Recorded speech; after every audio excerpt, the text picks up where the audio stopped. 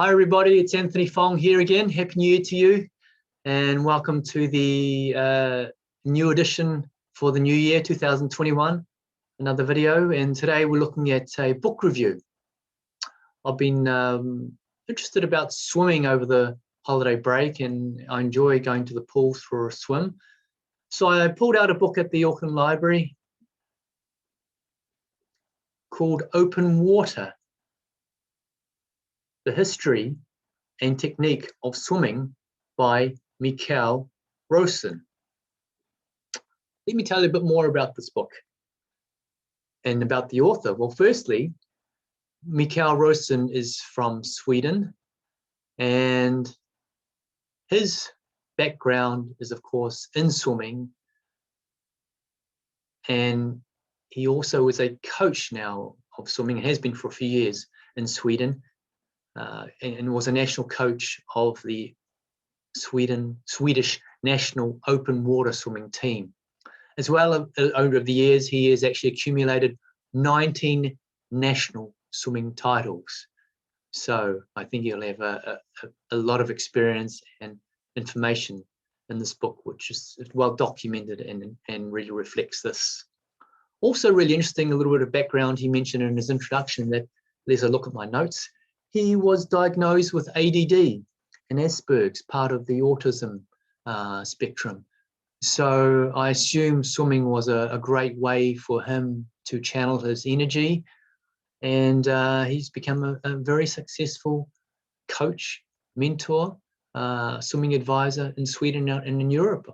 So yeah, great story to start with, but let me tell you more about his book. The title is The History and Technique of Swimming, and the main title is called Open Water. It starts off on chapter 1 called Back to the Future. And what is that about? Well, it's about a great swimmer we know of in the past. In 1928 at the Amsterdam Olympics, a man called Johnny Weissmuller, who eventually became known as Tarzan in the movies in the 1930s. Well, he was known as the perfect swimmer with a perfect body, being 6'3", broad shoulders, good looking, and a great technique in the water. The reason Mikael mentions this man and another man, a Japanese man called Katsuo Takeshi, is because they were competing against each other at the Amsterdam Olympics in the 100 meters. And as we saw, and as Mikael comments, they were two totally different swimmers in the pool. Johnny Weissmuller being the perfect swimmer, upright and posture and movement, just going like a well-oiled machine. Whereas Katsuo Takeshi had this new technique of being lower to the water and going a lot quicker, maybe going with his rotations quicker, slightly different from the large arm span, swimming span of Weissmuller. So this gives us an introduction into how two very, very good swimmers can compete, but can have quite different techniques. And Mikael goes into how techniques can differ and what matters when you swim, which is very interesting. For example, body rotation is very important when you're swimming, and how your body is moving when you rotate your body left and right, and when you're breathing. And I thought about that the other day when I was swimming in the pool as well.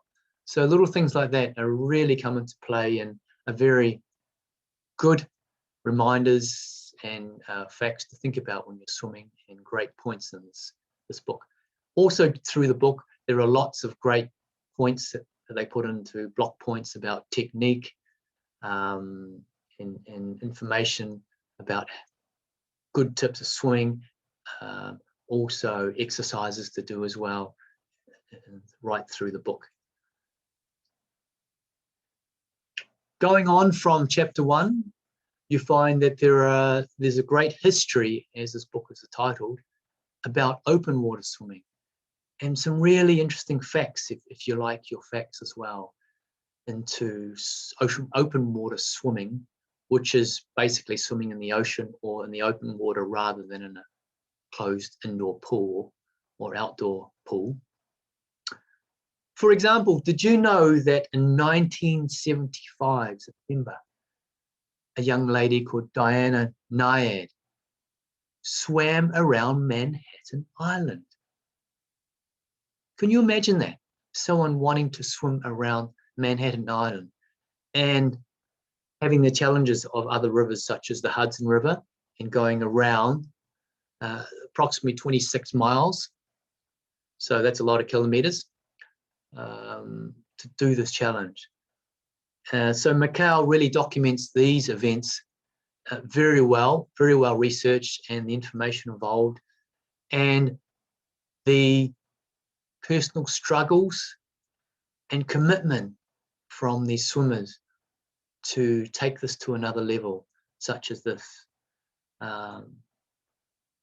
are other swims like swimming from Cuba to Florida as well, and one of these swimmers swimming in a cage, because there's lots of sharks around the area. Just quite mind-boggling to think how swimming can be such an amazing event and a personal achievement for a lot of people. But also through all this, there are some, as I mentioned, some great factual information and techniques. He gets right down into the physics of swimming and even compares animals, how they swim compared to the human being. For example, in the physics of swimming, we can look at velocity, acceleration and force, and how that all affects the way we swim. So Mikael compares our swimming as a human against other animals such as dolphins, penguins, and even the marlin, which is really quite interesting to see how we compare. Of course, we're not as fast, but it's a good comparison to see where we lie. So this book really opened my eyes up about the history of swimming outside of the swimming pool, and it was about swimmers from all over the world as well, even our neighbours down in Australia and some of the great swimmers down there, in the United States and in Europe as well. So this is a very interesting book. If you want to learn more about swimming technique, learn a bit more about swimming history in the open water, and has quite a lot of information about swimming in pools, some records from Olympic Games and world records, who holds them, some great facts in the appendixes at the back about great records held by swimmers over the years, and the history of the swim and run events now, and now triathlons, biathlons, and how it all started in Sweden and in Europe as well. Mikael talks about that and his involvement, his personal involvement as well, which is very interesting to see from a European perspective as well, that swimming is such a big event as well. And also in the final chapter, it's about what he calls the perfect body. What would be the perfect body for swimming? And Mikael breaks down the type of body we need and looks at the training for swimming for this type of body to give us a really good swimming technique through strength, what exercise to perform, and even looks at shoulder injuries and how to prevent those and common injuries as well. So a really good reference book and great information about swimming and the history and learning more. I would rate this really highly as a book for swimmers, even if you're not a keen swimmer, to learn more about swimming and to learn some very interesting and simple tips, which I really like about this book. There's lots of facts, and it's a biggish book, you know, it's 300 pages, but there's a lot of good, interesting facts, stories, training bits and pieces for you to keep you interested as you read through this book. again. So, Open Water, The History and Technique of Swimming by Mikael Rosen. I'd highly recommend it if you're into swimming, or if you're a historian and you want to know more about something, about the swimming in general around the world. I would give it a 2 thumbs up. I'd love to hear your comments on my review. Anything you'd want to talk about that until we talk again next time. Stay safe. Happy Chinese New Year coming up tomorrow in New Zealand, February the 12th. And I hope you have a few dumplings or something nice to remember Chinese New Year. Ka kite anoa, 再见我朋友, harara, and I will see you soon. Take care.